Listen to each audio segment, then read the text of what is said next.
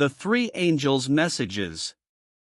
On October 15, 1844, 1 week before the Great Disappointment, a boy had been born into a pious Lutheran family in Germany. His name was Friedrich Nietzsche, who would become one of modernity's most influential atheists. Believing that the Christian God was dying in the West, Nietzsche railed against the Christian religion's continued moral influence, deriding it as a slave morality, the morality of the weak who, in an attempt to protect themselves from the stronger, concocted such silly notions as love your enemies. For Nietzsche, modernity needed to get beyond antiquated notions of good and evil, a character in one of his books. Thus Spoke Zarathustra declared, "Break the old tablets." He was meaning, of course, the 10 Commandments. The year 1844 was also important for Karl Marx, the founder of communism. Called the Economic and Philosophic Manuscripts of 1844, this work had been written by Marx that year, even if not published until 1932 by the Soviet Union. The manuscripts show the early development of Marx's ideology, in which he argued for a totally materialistic reality that moved through various economic stages until the workers of the world would unite, overthrow their capitalist oppressors, and create a utopia on earth.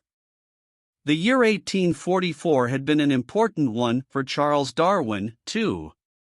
In what has become known as the Essay of 1844, Darwin produced one of the earliest expressions of his evolutionary theory, even if it was not then made public. Only in 1859, with the publication of On the Origin of Species, did Darwin publicly promulgate his view that all life on Earth originated from a common ancestor by natural and chance processes alone.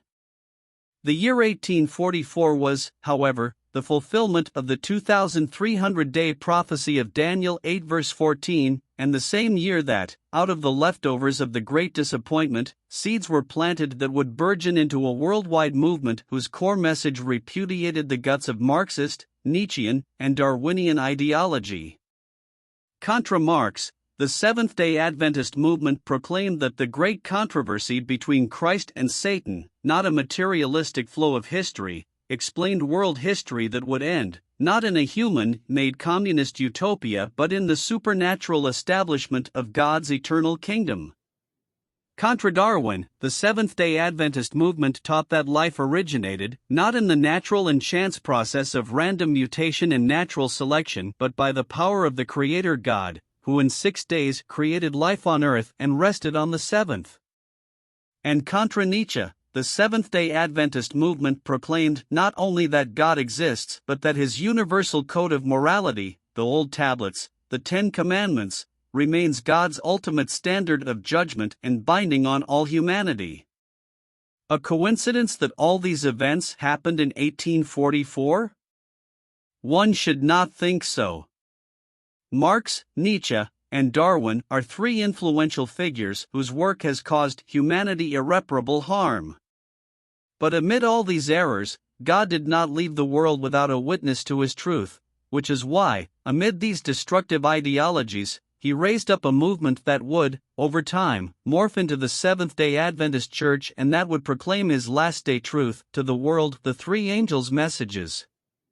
These are messages that refute the errors and misconceptions promoted by those 3 terribly deceived men. The Three Angels' Messages are the marching orders of the Seventh-day Adventist Church. And at their core, they are the gospel, pure and simple, but the gospel presented in the context of present truth.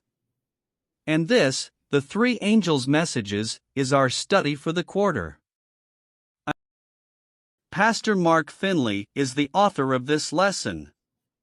A native of Connecticut, United States of America, Mark Finley, an internationally known evangelist, was a vice president at the General Conference from 2005 to 2010. After retiring from full-time employment, he became an assistant to the president of the General Conference. Pastor Finley and his wife, Ernestine, have 3 children and 5 grandchildren. God bless you.